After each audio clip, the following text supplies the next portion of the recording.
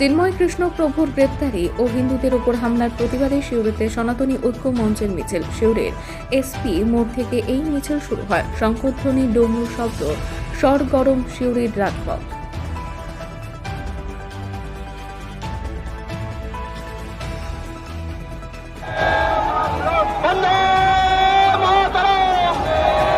এখন আপনাদের সামনে বক্তব্য রাখবেন।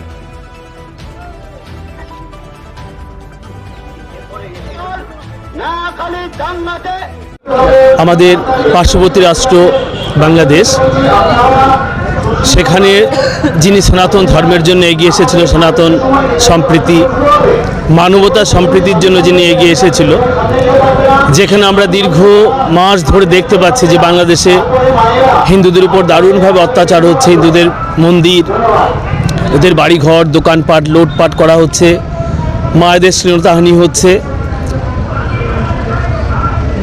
তারপর সেখানেই চিন্ময় প্রভুকে বিভিন্ন রকমভাবে অপবাদ দিয়ে ওনাকে অ্যারেস্ট করা হয়েছে। আজ সারা ভারতব্যাপী চিন্ময় প্রভুকে নিঃশর্তে মুক্তি এবং বাংলাদেশে তথা ভারতবর্ষ বিভিন্ন জায়গায় যেখানে আজ হিন্দুরা, সনাতনীরা মেজরিটি সনাতনী থাকা সত্ত্বেও হিন্দুদের উপর, হিন্দুদের মন্দির, তাদের উপর বিভিন্ন রকমভাবে অত্যাচার হচ্ছে, ভাঙচুর হচ্ছে, তারই প্রতিবাদে আজকে সনাতন ধর্মাবলম্বীরা, সাধু সন্তরা আজ পথে নেমেছে। সবাই মিলে আজ আমরা প্রশাসনিকভাবে তার প্রতিকারের জন্য চিন্ময় প্রভুকে নিঃশর্ত মুক্তির দাবিতে এবং বাংলাদেশে যাতে হিন্দুরা এবং সবাই মিলে যাতে সম্প্রীতির মধ্যে দিয়ে তারা সুন্দরভাবে বাংলাদেশে বসবাস করতে পারে, সেই শর্তগুলো রেখে আমরা আজকে থেকে সেই প্রতিবাদ শুরু করছি। যতদিন পর্যন্ত না তার সমাধান না হচ্ছে আমরা এই সংগ্রাম চালিয়ে যাব। জয় সনাতনী, জয় সনাতনী, জয় সনাতনী। স্বামী ধ্রুবানন্দ। সনাতনী ঐক্য মঞ্চ, হিন্দু সমাজ রাস্তায় নেমেছে। শুধু বীরভূমে নয়, ভারতবর্ষের প্রত্যেক রাজ্যে, প্রত্যেক জেলাতে আন্দোলন শুরু হয়েছে। আমরা দেখেছি পৃথিবীর বিভিন্ন জায়গায় যেখানে হিন্দু সমাজ আছে তারা রাস্তায় নেমেছে। কেন নেমেছে?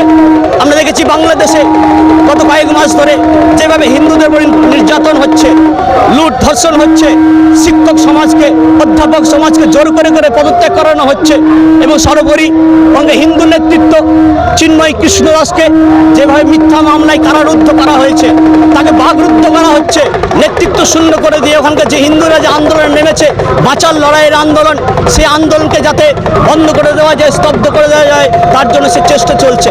বাংলাদেশে যে সাম্প্রদায়িক যে মৌলবাদী শক্তি মাথাচাড়া দিয়েছে, আর তাতে বিশ্বের হিন্দু সমাজ আতঙ্কিত, শঙ্কিত।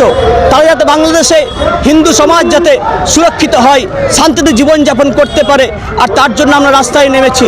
শুধু ওপার বাংলায় নয়, এপারেও কিছু ঘটনা ঘটছে সাম্প্রদায়িক মৌলবাদী শক্তি। আমরা দেখেছি বেলডাঙ্গায় কীভাবে আর কার্তিক পূজায় কেন্দ্র করে আর সাম্প্রদায়িক সম্প্রীতি নষ্ট হয়েছে। আমরা দেখেছি এই সিউড়ি শহরের পাশেই ইন্দাচাতে হনুমান মূর্তি আর ভাঙা হয়েছে।